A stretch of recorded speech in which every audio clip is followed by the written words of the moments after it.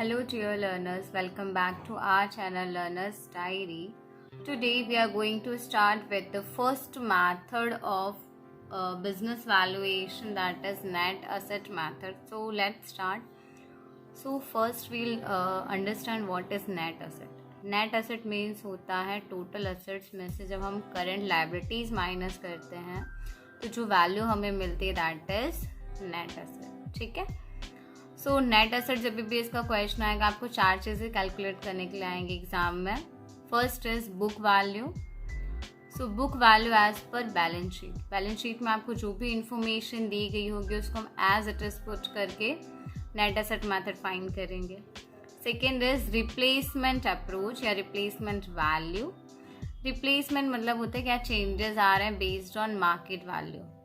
Book value में हो सकता है पर्टिकुलर एसेट 100 रुपीज़ की हो एंड रिप्लेसमेंट में हो सकता है मार्केट वैल्यू उसकी 120 चल रही हो. तो यहाँ पे हम जो कैलकुलेशन करेंगे that is totally based on market value. So book value replacement value दोनों ही अप्रोच कंसिडर किए जाते हैं going concern. Going concern that means आपका बिजनेस जो है वो लॉन्ग टर्म तक चलने वाला है. ठीक है. नेक्स्ट आपको कैलकुलेट करने के लिए आएगा लिक्विडेशन वैल्यू.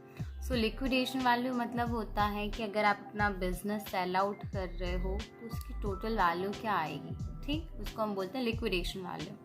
तो लिक्विडेशन वैल्यू कैलकुलेट करने के लिए आएगा. Then next is stock exchange method.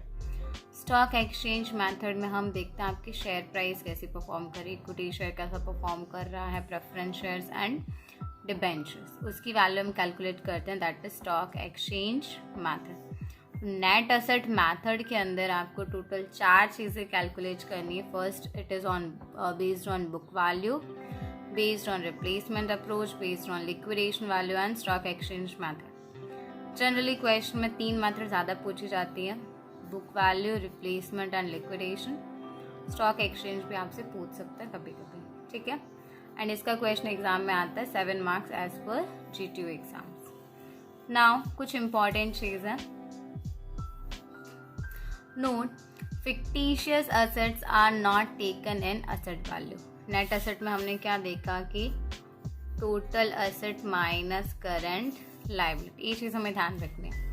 But fictitious assets को हम इंक्लूड नहीं करेंगे. लाइक प्रिलिमिनरी एक्सपेंस दिया गया है या प्रॉफिट एंड लॉस अकाउंट का डेबिट बैलेंस है, discount on issue of shares, ये सारी चीज़ें हम इसमें इन्वॉल्व नहीं करेंगे. Then most important point, goodwill has to be taken. Question में अगर आपको गुडविल दी गई है that we will include. Okay, ये चीज़ आपको बहुत ज़्यादा ध्यान रखनी है. नाउ चाहे आपको बुक वैल्यू कैलकुलेट करना हो, रिप्लेसमेंट कैलकुलेट करना हो या लिक्विडेशन, सबके लिए फॉर्मूला सेम है. तो क्वेश्चन में आपसे दो चीज़ पूछते हैं, या तो आपसे पूछेंगे वैल्यू ऑफ बिजनेस या फिर आपसे पूछते हैं वैल्यू ऑफ इक्विटी, या फिर दोनों भी पूछ सकते हैं. तो अगर आपसे क्वेश्चन में पूछा जाए value of business that is VO, उसका formula fixed asset plus current asset minus current liabilities plus investment trade, do not include miscellaneous expenses. ठीक है, ये हमारा फॉर्मूला है. If we have to calculate value of equity share, formula क्या आएगा, value of business minus preference share minus long term डेब्ट और debentures. ठीक है. तो सिंपल आपको याद रखना है, सबसे पहले you have to calculate value of business and then we'll calculate value of equity shares. चाहे बुक वैल्यू मैथड हो, रिप्लेसमेंट वैल्यू मैथड हो या लिक्विडेशन वैल्यू, तीनों में फॉर्मूला सेम ही आएगा. Next method was stock exchange method. Stock exchange method थोड़ा सा change है. इसका फॉर्मूला क्या आएगा, value of business is equals to market price of equity multiply number of shares of equity plus market price of preference multiply number of shares of preference plus market price of debenture multiply number of shares of debenture. MP that is market price, E that is equity, N मतलब number of shares, E means equity. यहाँ पे P लिखा है that is for preference shares, यहाँ पे लिखा है D that is for debenture. अगर उसमें आपसे पूछा गया value of equity share that will be market price of equity multiply number of shares of equity. तो ये चीज़ें आपको याद रखनी है। थोड़ा सा कॉम्प्लिकेटेड लग रहा होगा तो हम इसको और सिंपल वे में समझते हैं। तो जब भी एग्जाम में क्वेश्चन आएगा we will go with this kind of table.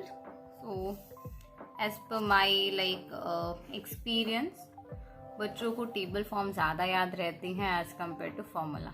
ठीक है, तो जो भी हम क्वेश्चन सॉल्व करेंगे we will use this kind of format. तो total value of business based on book value, replacement value और लिक्विडेशन वैल्यू। तो क्वेश्चन में जब भी आपसे पूछा जाए आपको तीनों चीज़ें साथ में ही पूछी जाएंगी। तो आपको एक पर्टिकुलर एक कॉलम में book value, replacement value and liquidation value. अब हमारा फॉर्मूला क्या था, fixed asset plus current asset. सबसे पहले हम एसेट्स लिखेंगे, जितनी एसेट्स होंगे वो लिस्ट डाउन करेंगे, fixed asset and current asset. तो हमें क्या मिल जाएगा, करंट टोटल एसेट्स। ठीक है, टोटल एसेट्स में से लायबिलिटी माइनस करेंगे, then we will get value of business VO, या फिर उसको हम बोल सकते हैं नेट एसेट। VO में से हम preference share capital, preference share dividend and debentures minus करेंगे, then we will get value of equity shares VOVE। If we have to calculate value पर शेयर तो क्या करना होगा, value of equity divided by number of shares of equity, तो हमें मिल जाएगा value पर शेयर। एकदम सिंपल सा मेथड है। Fixed asset plus current asset, उसमें से करंट लायबिलिटी माइनस करेंगे तो हमें मिलेगा value of business. Value of business में से preference dividend and debenture minus करोगे तो आपको मिलेगा value of equity. Value of equity को नंबर ऑफ शेयर से डिवाइड करोगे तो यू विल गेट वैल्यू पर शेयर। ओके, नाउ बहुत बार क्वेश्चन में आपको सिर्फ वैल्यू ऑफ बिजनेस तक ही इंफॉर्मेशन दी होती है, प्रेफरेंस शेयर या प्रेफरेंस शेयर डिविडेंड डिबेंचर्स नहीं दिया होता।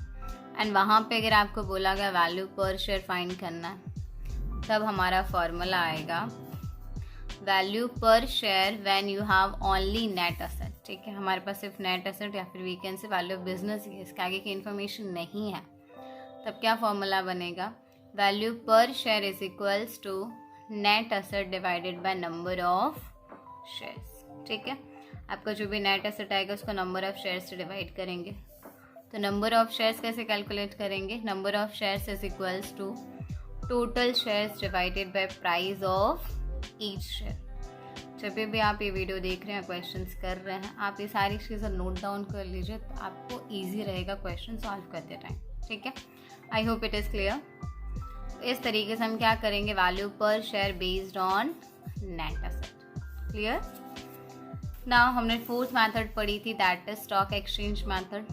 तो उसका फॉर्मूला काफ़ी कॉम्प्लिकेटेड जैसा लग रहा था देखने में, MP multiply NE plus MP multiply NP plus MPD multiply ND। ठीक है, थोड़ा सा complicated. Now we will understand in easy way, that is in table format, particular and that is number of shares, MP that is market price and total value. तो question में आपको जो भी information दी हो, डिबेंचर्स, प्रेफरेंस और equity, number of shares लिखना है, मार्केट प्राइस मल्टीप्लाई कर दोगे तो आपको मिलेगा टोटल वैल्यू, सारी चीज़ों को टोटल करोगे तो आपको मिल जाएगा वैल्यू ऑफ बिजनेस। ठीक है, सो ये सारी चीज़ें आप अपनी बुक में नोट डाउन कर लीजिए। Then first we will solve questions of every method one question, then we will combine all methods together and we will solve more questions. Okay, so I hope this is clear to you, and kindly write it down. In the next video we will solve the question of net asset value method. Hope you all are ready, and yeah, thank you so much everyone for giving your valuable and precious time. Thanks a lot.